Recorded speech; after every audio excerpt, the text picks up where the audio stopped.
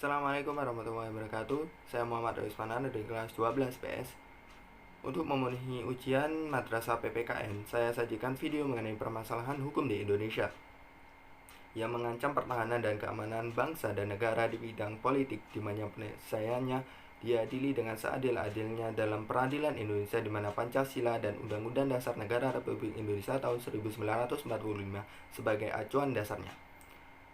Permasalahan yang saya angkat ini, 6 anggota Polres Balikpapan jadi tersangka penganiayaan Herman hingga tewas. 6 anggota Polres Balikpapan jadi tersangka penganiayaan Herman hingga tewas.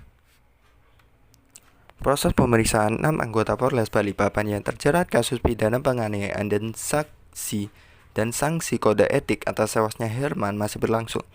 Herman merupakan terduga pencuri ponsel yang meninggal saat ditangani oleh polisi.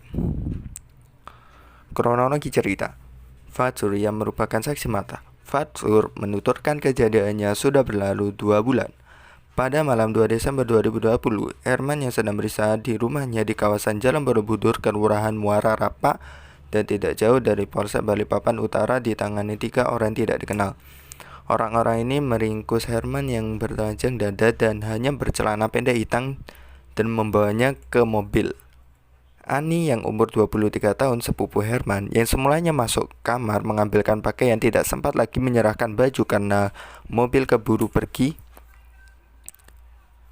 Pertama, keluarga mengira Herman dibawa ke Polsek Utara di Jalan Soekarno-Hatta. Adik Herman, Dini, dan seorang adiknya lagi pun datang ke kantor Polsek, tapi Herman tidak ada dari Polsek. Mereka diberitahu Herman dibawa ke Polresta di Jalan Jenderal Sudirman, tutur Fatsur. Di Polres ini ditemui seorang petugas yang mengiyakan keberadaan Herman. Namun saat itu dia belum boleh ditemui dengan alasan sedang diperiksa hal pencurian 2 telepon genggam. Dini hanya menitipkan baju untuk Herman seraya berpesan agar kakaknya diperlakukan baik-baik. Petugas itu mengiyakan.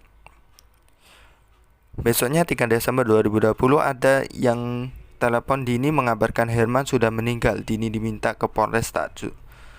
Lanjut Fatsur. Di Polresta sudah ada istri Herman dan saudara yang lainnya. Polisi memberitahukan bahwa jenazah Herman ada di rumah sakit.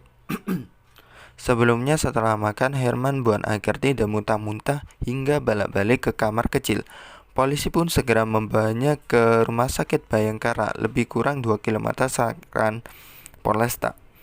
Jika di Jalan Sudirman, Herman meninggal di rumah sakit.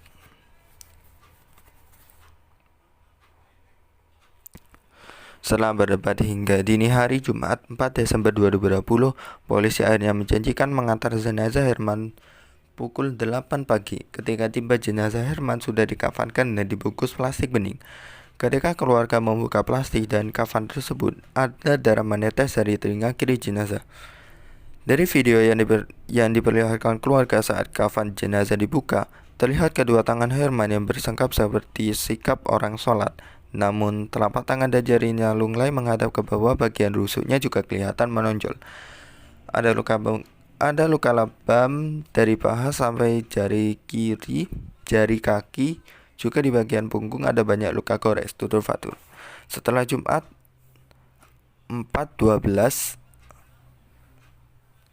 tersebut menurut Dini seperti dituduhkan Fatur, polisi menyebutkan bahwa yang bertanggung jawab atas kejadian tersebut akan diproses. Karena itu keluarga tidak berbuat apa-apa selain menunggu laporan perkembangan. Tapi hingga Sabtu 6 Februari 2021 tidak ada laporan perkembangan kasusnya kepada keluarga. Sebab itu keluarga Herman akhirnya memutuskan melaporkan ke Divisi Propam Polda Kaltim. Dari kejadian tersebut yang diduga 6 polisi dari